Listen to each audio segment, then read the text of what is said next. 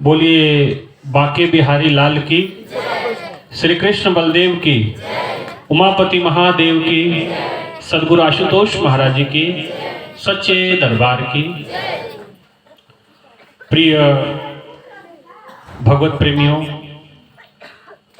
हमेशा की तरह आज भी प्रभु के चरणों में बैठे हैं। प्रभु चरणों में सत्संग विचारों को श्रवण कर अपने जीवन को धन्य कर रहे हैं। बड़ी सुंदर कथा को आपने सुना। प्रभु की कथा बड़ी अद्भुत है, अनुपम है, निराली है। लेकिन जो कोई इसे भाव से सुनता है, भाव से ग्रहण करता है, उसके लिए तो बहुत कुछ छुपा हुआ है इसके अंदर। लेकिन कोई इसको बुद्धि लगा के समझने का प्रयास करे तो प्रभु की लीला को समझ पाना आसान नहीं है। महापुरुषों ने कहा कि राम अतर्क बुद्धि मन मानी, कि भगवान जो है तर्कों का विषय नहीं है। तर्कों प्रतिष्ठा श्रुति विभिन्न, एक तर्क दूसरे तर्क को काटा जा सकता है। श्रुतियों के मत भी अलग अलग है। हर एक संतों के मत, महापुरुषों के मत भी अलग अलग रहे हैं समय समय परिस्थिति के अनुसार। इसीलिए महापुरुषों ने बताया, महापुरुषों ने समझाया कि प्रभु को आप बुद्धि से, तर्क से नहीं समझ सकते। और भगवान कृष्ण की लीला, भगवान कृष्ण की महिमा बड़ी अद्भुत है, अनुपम है, दिव्य आदि दिव्य है। और उस दिव्यता को समझने के लिए हमें स्वयं भी उस पथ पे चलना होगा, उस पथ पे बढ़ना होगा जिस पथ की चर्चा भगवान कृष्ण जी करते हैं। जिस पथ पे समस्त ग्वाल बाल चले, जिस पथ पे समस्त महापुरुषों ने कदम रखा और भक्ति की, उस पथ पे हमें बढ़ना होगा। लेकिन भाइयों बहनों, भाग्य की विडंबना ये है, भाग्य की विडंबना हमारी ये हो जाती है कि कृष्ण को मानते तो हम बहुत हैं, लेकिन कृष्ण के प्रति जो हमारा भाव होना चाहिए, या यूं कहे कि कृष्ण जी को मानना एक अलग बात है और कृष्ण जी को जानना एक अलग बात है। शुरू में जो बात कही गई, शुरू में जो चर्चा आपने कथा के माध्यम से सुनी, भक्ति और ज्ञान वैराग। भक्ति जिसके दो पुत्र हैं, ज्ञान और वैराग। ज्ञान वैराग दोनों बूढ़े हैं।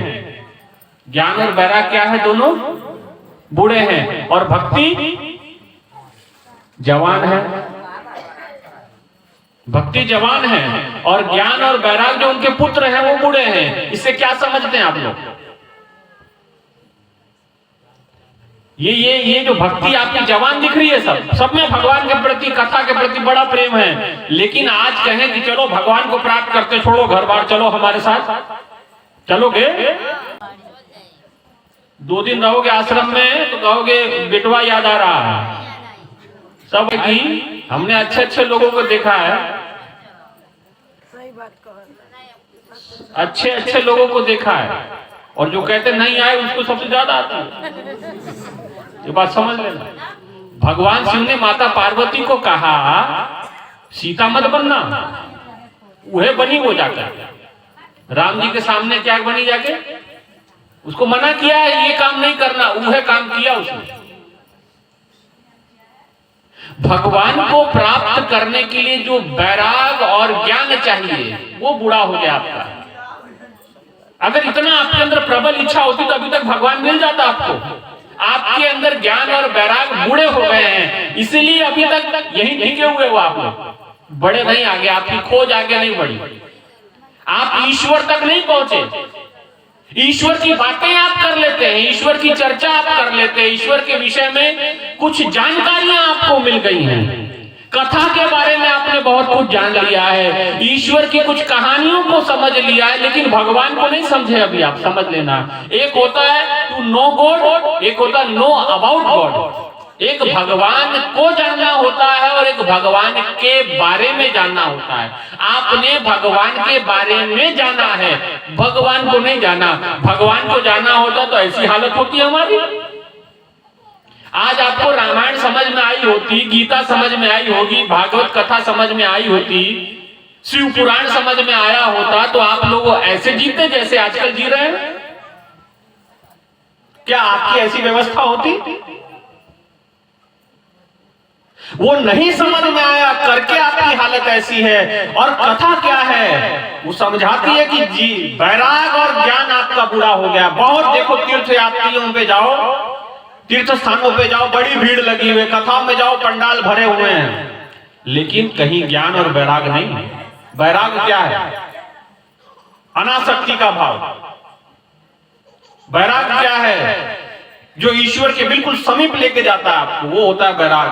आप जा नहीं पा रहे समीप, कहीं ना कहीं माया अवरोध की हुई ना आपको, आपके क्यों कदम आगे बढ़ जाते हैं? भगवान जैसे माता जी कह रही थी कि हम छोड़ देंगे, अब छोड़ देंगे, क्या करेंगे छोड़ करके?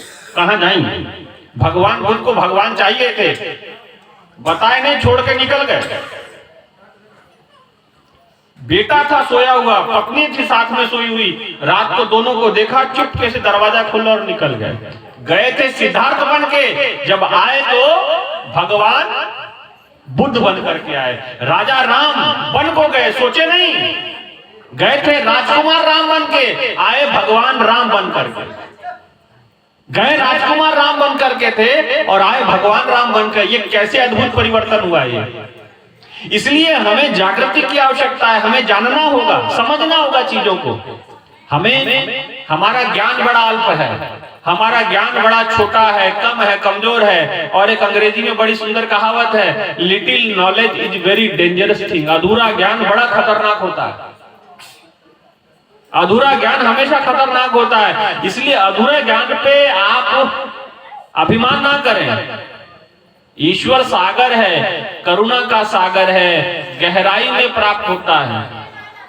ईश्वर अंदर की आंतरिक जगत की गहराइयों में छुपा हुआ है। आप बाहर आंखें खोल खोल के देख रहे हैं, कैसे मिलेगा? रास्ता दोनों का भिन्न है। बाहर आंखों से देखा जाता है, अंदर जाने के लिए कोई रास्ता आपका खुला नहीं है। संत जब आते हैं, सतगुरु जब आते हैं, आपके भीतर जाने का रास्ता खोलते हैं, आपका ये दिव्य दृष्टि खोल देते हैं, ये मार्ग खोल देते हैं। जैसे ये नेत्र खुलता है, जैसे ये दृष्टि खुलती है, भाइयों बहनों, एक भयंकर चमत्कार होता है। क्या चमत्कार होता है? जो दृष्टि आज बाहर देख रही थी, अब अंतर्मुख हो जाती है, आंतरिक जगत के दर्शनों को प्राप्त करती है।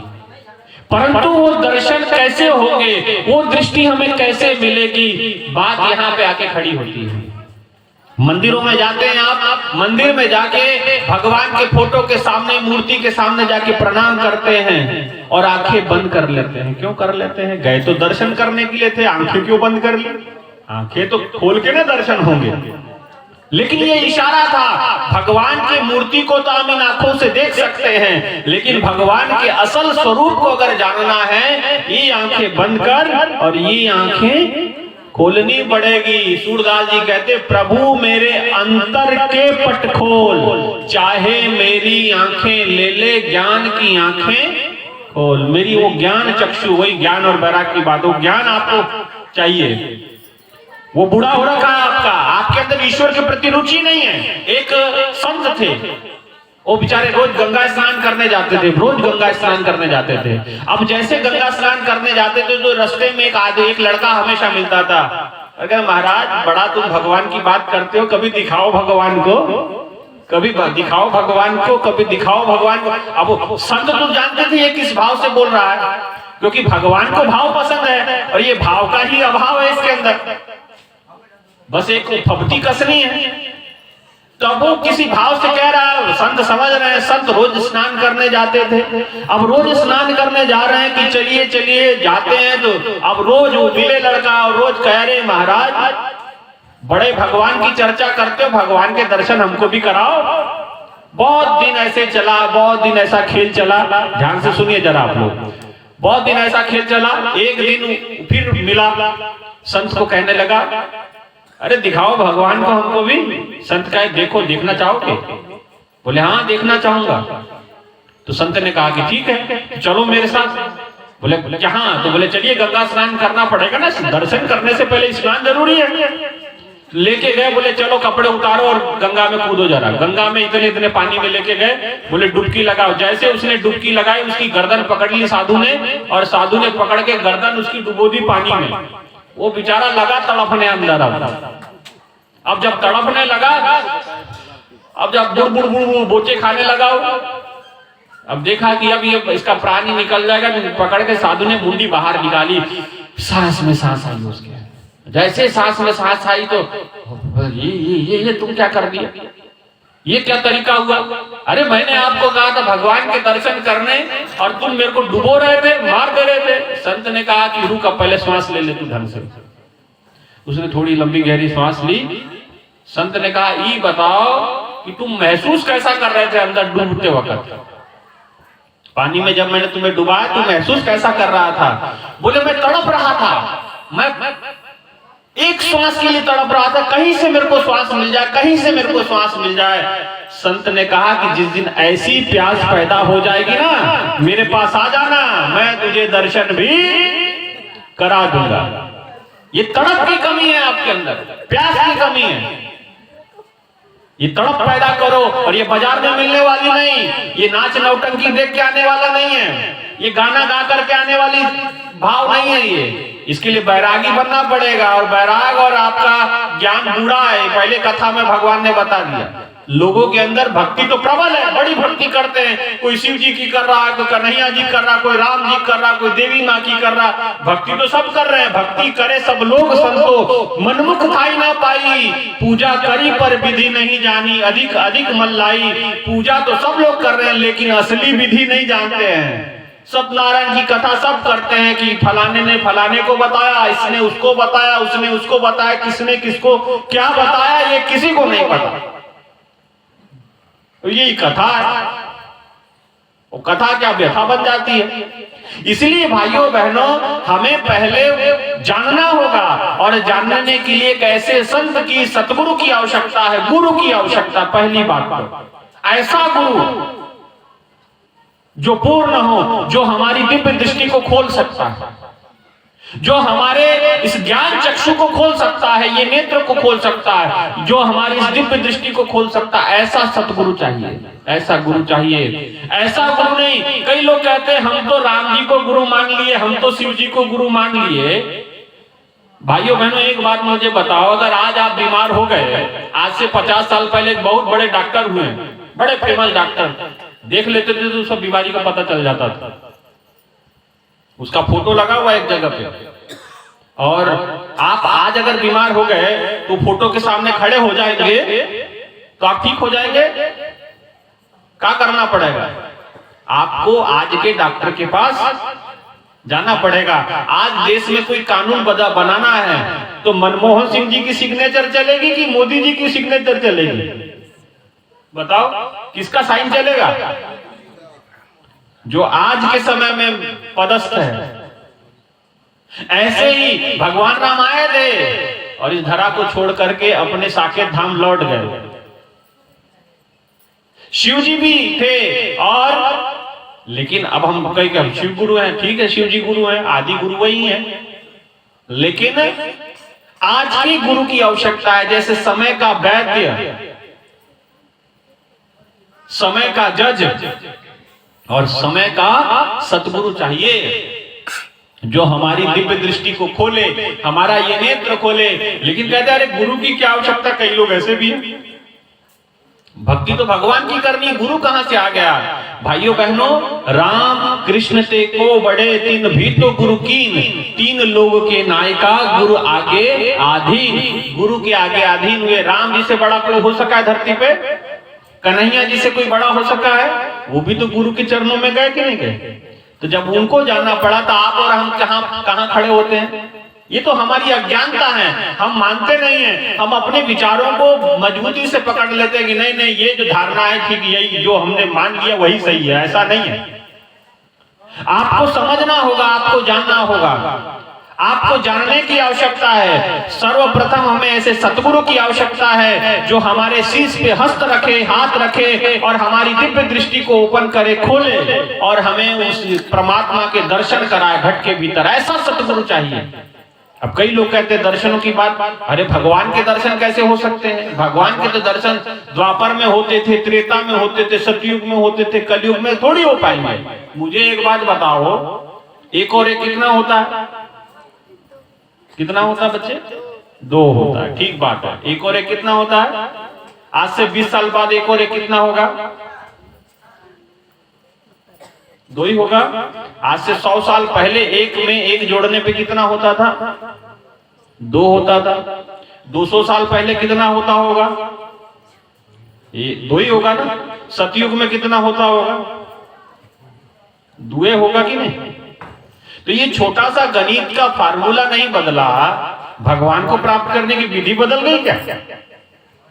वो भी वही रहा, एक ही रहा। जब तब दर्शन हो सकता तो आज भी हो सकता है। बशर्ते ऐसा संत चाहिए, ऐसा सतगुरु चाहिए, दर्शन करवाने वाले महापुरुष चाहिए। ईश्वर का दर्शन करना कठिन नहीं है, ईश्वर को दिखाने वाले संत मिलना कठिन है। संत की कमी नहीं है धर देश में। अब संत क्या है? पत्नी मुई, घर संपत्ति नासी, मुंड मुंडाए भय सन्यासी। पत्नी मर गई, संपत्ति जुए में बेच खाई, अब कुछ बचा नहीं तो क्या करेंगे? पत्नी मर गई, पत्नी हुई, घर संपत्ति नासी, मुंड मुंडाए भय सन्यासी। जय श्री राम बोलना है और आगे आगे बढ़, बम भोले कर और गांजा पीते चल। ये ना हो रहा आजकल। आजकल क्या हो गया? जाकी नख, गोस्वामी तुलसीदास जी लिखे, जाकी नख मतलब नखून, जाके नख और जटा विशाला, सोई तापस समझियो कलिकाला। ये मेरी लंबी लंबी जटाएं होती, थोड़ा सा मैं जटाएं वटाएं बना लेता लंबा लंबा, और तो लगता कि मैं बहुत पहुंचा हुआ महापुरुष हूं। अब कहां पहुंचा हूं तो भगवान ही जानता है कि नहीं? तो ये दुनिया की स्थिति है। जाकी नख और जटा विशाला, सोई तापस समझियो कलिकाला। उसको तपस्वी मान लिया जाता है। इसलिए महापुरुषों ने कहा, संतों ने कहा कि संत की पहचान बड़ी सूक्ष्म है। और वो क्या पहचान है? वो भगवान से आपको मिलाएंगे। गुरु गोविंद दो खड़े, काके लागो पाए, बलिहारी गुर आपने जिन गोविंद दियो मिलाए। जिसने गोविंद से मिला दिया उस गुरु के चरणों में प्रणाम है। ऐसा गुरु नहीं चाहिए जैसा मैंने कल बताया था कि कान में, कई लोग कहते हैं गुरु जी कान में मंत्र फूंक देते हैं। अरे भाई, आप तो मंत्र सुन लेंगे, जो बहरा है वो कैसे सुनेगा? आप तो मंत्र रट लेंगे, जो गूंगा है वो कैसे नाम जपेगा? कई लोग कहते हैं गुरुजी ने माला दिया, माला घुमा रहा हूं, राम राम राम राम राम राम राम कर रहा हूं। माला तो कर में फिरे, जीभ फिरे मुख माही, मनवा तो चौदिश फिरे, यह तो सुमिरन नाही। ये तो सुमरन नहीं होता है, माला फेरना तो सुमरन नहीं माना गया। कबीरदास जी कहते हैं माला आपके हाथों में घूम रही है, मुख में जीभ घूम रही है और मन चारों दिशाओं में भटक रहा, और हम कह रहे माला घूम रही है ना। तो ये सुमरन नहीं है। सुमरन क्या है? अब एक व्यक्ति को माला किसी ने दे दी, अब माला दे दी तो अब गुरुजी माला दे दिए, कहे कि रोज 108 बार जपना है इसको। अब 8 बार जपना, बेचारा उठा ड्राइवर और बेचारा रात दिन गाड़ी चलाए वो कि वो आपके माला घुमा है, काम भी तो देखना कि नहीं। अब माला जपे कैसे? अब उसने एक दिन ट्रक का पंचर हो गया, उसका टायर तो पंचर हो गया, तो माला भी घुमाना जरूरी था। उसने कहा कि यार कैसे घुमाऊं कैसे घुमाऊं। तो क्या किया कि टायर के उसने हिसाब लगाई, चक्का तो हमेशा घूमते रहता है, तू माला जो है टायर के साथ उसने लपेट दी बढ़िया से, उसी में फिट कर दी बढ़िया से नट बोल्ट के साथ। अब जैसे अब गुरुजी मिले साल भर के बाद, और बच्चा माला कैसे चल रही है? बोले माला को पूछो मत, बड़ी तगड़ी स्पीड से चल रही है, कभी कभी 60 कभी कभी 70, हाईवे खाली मिला तो 100 भी पार कर जाता है। बोले ये कौन सी माला है? बोले टायर के साथ लपेट दिया हमने, जितनी स्पीड में ट्रक चलेगा उतनी स्पीड में माला। ऐसा ऐसा जो नाम जप रहे हैं। अब एक गुरुजी के पास एक महिला गई, वो नाम जपने के लिए, और उसको दे दिए धन करतार बोले कि आप करतार धन करतार जपना है आपको। अब करतार मतलब भगवान की बात थी। अच्छा, अब माला लेकर के वो मंत्र लेकर के तो आ गई। अब बोले सुबह सुबह इसका जाप करना है। अब वो पति साथ में सोया हुआ, अब सुबह उठी करतार बोलने लगी तो उसके दिमाग में बात आई कि करतार सिंह तो मेरे पति का नाम है। अब मैं धन करतार जपूंगी थी, पति का नाम है तो पति का नाम मुझसे बोलना नहीं। अब उनकी लड़की का नाम था गुड़िया। अब उसने बुद्धि लगाई कि भाई अब करतार सिंह तो बोल नहीं सकते, अपने पति का नाम तो मुझसे बोलना नहीं चाहिए। सही बात है ना, ये बात ना है। अब क्या बोले फिर, कैसे नाम जपे? तो उसने हिसाब लगाया, अच्छा ये गुड़िया के पापा है, करतार सिंह नहीं बोल सकते तो ठीक, कोई बात नहीं। धन गुड़िया के पापा, धन गुड़िया के पापा, धन गुड़िया के पापा, उन्हें रटना शुरू कर दिया। ऐसा तो लोग नाम जपते हैं और फिर कहते भगवान नहीं मिल रहे हमको। भगवान कहां से मिलेंगे? भगवान ऐसे, ये कोई तरीका हुआ भगवान से मिलने? ये कोई तरीका नहीं है। भगवान से मिलना है तो संत चाहिए, परफेक्ट मास्टर चाहिए। बाइबल कहती body is the temple of living God, to enter this temple we need a perfect master. Perfect master चाहिए, पूर्ण संत चाहिए, सच्चा संत चाहिए, सतगुरु चाहिए जो हमें दर्शन कराए। कान में मंत्र फूकने वाला नहीं चाहिए। कबीरदास जी कहते जगत में बहुते गुरु, कन फूका फांसी लाभ उठाए, कहे कबीर सोई गुरु पूरा, जो कथनी आन मिलाए, जो केवल चर्चा भगवान की ना करे, भगवान का दर्शन भी करवा दे। ऐसा गुरु चाहिए, दर्शन कराने वाला गुरु चाहिए। रामायण में आता श्री गुरु पद नख मणिगण ज्योति, सुमृत दिव्य दृष्टि ही होती। जब गुरु के चरणों का ध्यान करे तो हमारी दिव्य दृष्टि जागृत हो जाए। ऐसा सतगुरु चाहिए, ऐसा संत चाहिए। उग्रहि विमल विलोचन ही के, मिटहि दोष दुख भव रजनी के, सूझहि रामचरित मणि मानिक, गुपत प्रकट जो जह खानिक। जब वो हिय की आंख, ये दिव्य दृष्टि खुलेगी, उग्रहि खुलना, विमल विलोचन, मल से रहित विलोचन नेत्र खुलेगा तो आपके अंदर प्रभु श्री राम का चरित्र प्रकट हो जाएगा। गुपट प्रकट जो जय खानी। अभी सिर्फ राम जी को मानते हैं, अभी सिर्फ कन्हैया जी को मानते हैं, जानते नहीं हैं अभी आप। अभी सिर्फ फोटो में देखा है आपने, मूर्तियों में देखा है, लेकिन असल में अभी जाना नहीं आपने वो है कैसे। इसलिए ऐसा संत चाहिए जो आपकी दिव्य दृष्टि खोल करके आपको घट के भीतर उतारे और घट के अंदर उस परमात्मा का दर्शन आपको करवाए, ईश्वरीय शक्ति का दर्शन कराए, उस परम प्रकाश का दर्शन कराए। ऐसा गुरु चाहिए। नाम वाला गुरु नहीं चाहिए, काम वाला गुरु चाहिए। लोग कहते हैं गुरु जी के पीछे बड़ी भीड़ थी हमारे। अरे भीड़ से आपको क्या लेना देना? भीड़ ने आपके जीवन का कल्याण करना है। यहाँ आप कथा रखवाए, यहाँ पे किसी का डांस वगैरह रखवा देते, नाच रखवा देते, तो भीड़ इतनी रहती क्या? उल्लू की तरह लोग यहाँ कूदते रहते। संत की पहचान भीड़ नहीं है, संत का नाम। अरे नाम बड़ा बड़ा, अरे भाई भोली सूरत दिल के खोटे, नाम बड़े और दर्शन।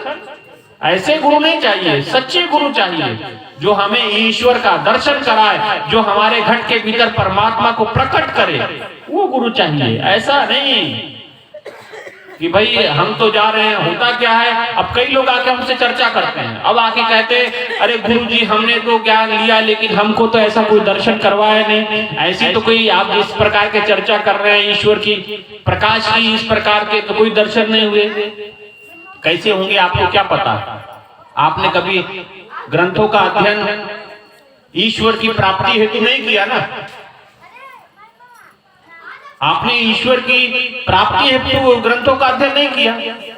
इसीलिए अब हमें समझना होगा, जानना होगा, जानकारियों को हासिल करना होगा। एक बार क्या हुआ सुनिए जरा गौर से, उसके बाद फिर कार्यक्रम को विराम देंगे, आरती की ओर बढ़ेंगे। एक बार क्या हुआ, अब क्यों आप लोगों की स्थिति ऐसी है, जरा ध्यान से सुनना। अब बातचीत बंद, सार की ओर लेके जा रहा हूं आपको। एक बार एक स्कूल के अंदर मास्टर साहब को पता चला कि भैया आज स्कूल में इंस्पेक्टर साहब आएंगे स्कूल की चेकिंग करने के लिए। तो उसने मास्टर ने क्या किया कि भाई बच्चों को कहा कि देखो बच्चों शांति से बैठो, कोई बोलेगा नहीं, कोई हिलेगा डुलेगा नहीं, किसी ने हल्ला दंगा नहीं मचाना है, सब लोग शांति से और एक लड़का था उसमें राजू नाम का, वो बड़ा शरारती था। उसको कहा कि देख अब राजू, तुम मुझे तो पता होता पहले तुम इंस्पेक्टर साहब ने आना, मैं तुझे छुट्टी दे देता, लेकिन अब तू गले में पड़ गया है, अब पीछे जाके बैठ, चुपचाप बोलना नहीं, मुंह खोलना नहीं। वो बेचारा उठ करके पीछे चला गया। इंस्पेक्टर साहब आए, उन्होंने देखा भाई स्कूल बड़ा अच्छा है, साफ सुथरा है और बड़ी अच्छी पढ़ाई हो रही है उसके अंदर, बड़े डिसिप्लिन से बच्चे बैठे हुए हैं। और वहां मास्टर साहब को पूछा कौन कक्षा है, तुमने बताया कक्षा का नाम। अच्छा, क्या पढ़ाया जा रहा? बोले हिंदी का विषय पढ़ाया जा रहा है, हिंदी विषय पढ़ाया जा रहा है। तो अच्छा, तो आगे टेबल पे कुछ पुस्तकें पड़ी थी, पुस्तक को ऊपर नीचे किया तो बोले अच्छा बच्चों ये पुस्तक आपकी है? इंस्पेक्टर साहब ने पूछा। बोले हाँ बिल्कुल हमारी पुस्तक है। अच्छा इसमें से मैं कुछ प्रश्न पूछूं, उत्तर मिलेगा? तो बच्चों ने कहा कि ठीक है, यहाँ तक मास्टर साहब ने पढ़ाया है। तो उसमें से 2-4 पन्ने इधर उधर किए तो उसमें पाठ निकला सीता स्वयंवर का, सीता स्वयंवर का। तो बच्चों से इंस्पेक्टर साहब ने कहा कि अच्छा बच्चों ये बताओ, मास्टर साहब ने ये सीता स्वयंवर वाला पाठ पढ़ा दिया क्या? बोले हाँ पढ़ा दिया। इसमें से मैं कुछ प्रश्न पूछूंगा तो उत्तर मिलेगा? बोले मिलेगा। बच्चों ने कहा हाँ मिलेंगे, देंगे हम उत्तर। उन्होंने पूछा इंस्पेक्टर साहब ने, अच्छा बच्चों ये बताओ शिव जी का धनुष किसने तोड़ा? शिव जी का धनुष किसने तोड़ा? किसने तोड़ा था? राम जी ने तोड़ा था, तभी माता सीता के साथ उनका विवाह हुआ था, है ना। अब उन्होंने प्रश्न पूछा शिव जी का धनुष किसने तोड़ा? अब कोई कुछ बोलने को राजी नहीं।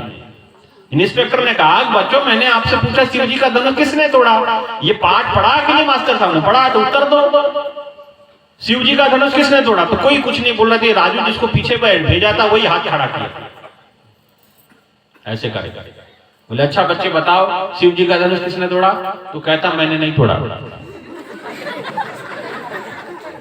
वो कह रहा मैंने नहीं तोड़ा। अरे इंस्पेक्टर साहब ने कहा अरे मैं क्या पूछ रहा हूं, मैं पूछ रहा हूं शिव जी का धनुष किसने तोड़ा? कहता मैंने नहीं तोड़ा भाई, सर जी मैंने नहीं तोड़ा, मैं अपनी माँ की कसम खा के कहता मैंने नहीं तोड़ा। अरे बोले कि ये क्या उत्तर दे रहा है? बोले मास्टर साहब, वो लड़का कहने लगा ये पंखा टूटता है, ये दरवाजा टूटता है, गमला स्कूल का कोई तोड़ देता है, मेरा नाम लगा देते हैं, मैं सच कह रहा हूँ, पूरे खानदान कसम खा कह रहा हूँ, मैंने शिव जी का धनुष नहीं तोड़ा। मास्टर साहब की तरफ गुस्से से देखा इंस्पेक्टर ने कि क्या पढ़ा रहे हो तुम, उसको पता ही कुछ नहीं। तो मास्टर ने भी आओ ताओ कुछ नहीं, देखो मारने वाली बेत होती थी ना, बेत लड़ाई पीटने वाली मास्टर की छड़ी जिसको बोलते हैं, वो छड़ी निकाली। इंस्पेक्टर साहब पीछे हटो, अभी 2 बेत लगाऊंगा, 2 छड़ी लगाऊंगा, सब बग देगा, टेबल कुर्सी उर्सी सब यही तोड़ता हो ना हो, शिव जी का धनुष भी इसी ने तोड़ा होगा। इंस्पेक्टर कहते सत्यानाश, बच्चे को तो क्या पता होना, मास्टर को भी नहीं पता।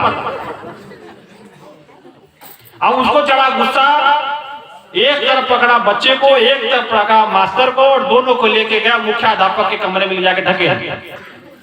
मुख्याध्यापक खड़े होकर महाराज क्या बात होगी, क्या कमी होगी, क्या गलती होगी? अरे क्या गलती हो गई, पढ़ा क्या रहे आप अपने स्कूल में? मैंने प्रश्न पूछा शिव जी का धनुष किसने तोड़ा? बच्चा कहता मैंने नहीं तोड़ा, मास्टर कहता इसी ने तोड़ा। अब बताओ ये क्या हो रहा है आपके स्कूल में?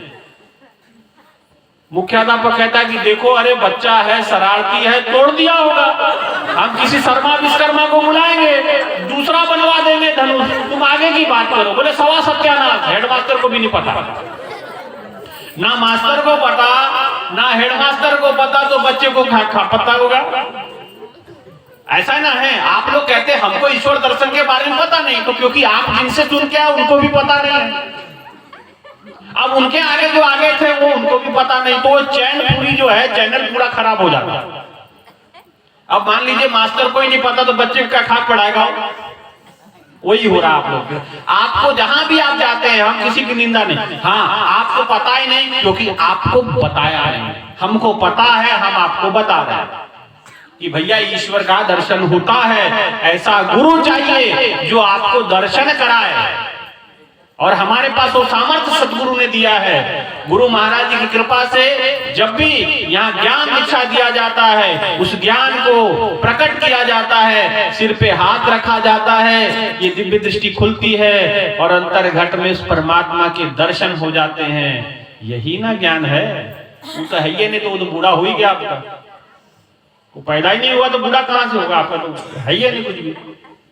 तो यहाँ उस ज्ञान को दिया जाता है, उस दिव्य दृष्टि को खोला जाता है, उस नेत्र को खोला जाता है। गुरु महाराज की कृपा से जब हाथ रखते हैं सर पे, ये नेत्र खुलता है और अंतर घट में उस दर्शन होता है। और फिर पूछा जाता है क्या देख रहे हो, और जो जिसको दिख रहा होता है वो बताता है कि महाराज जी की कृपा से हम गुरु महाराज जी का दर्शन अंदर कर रहे हैं, राम जी का दर्शन अंदर में होता है, कृष्ण जी का दर्शन अंदर होता है, अनेकों सूर्य अंतर में उदित हो जाते हैं, अनेकों चंद्रमा अंदर दिखाई देते हैं, ओम अंदर दिखाई देते हैं, स्वास्तिक अंदर दिखाई देता है, गणेश जी, कार्तिकेय जी, पता नहीं कितने कितने दर्शन अंदर में होते हैं।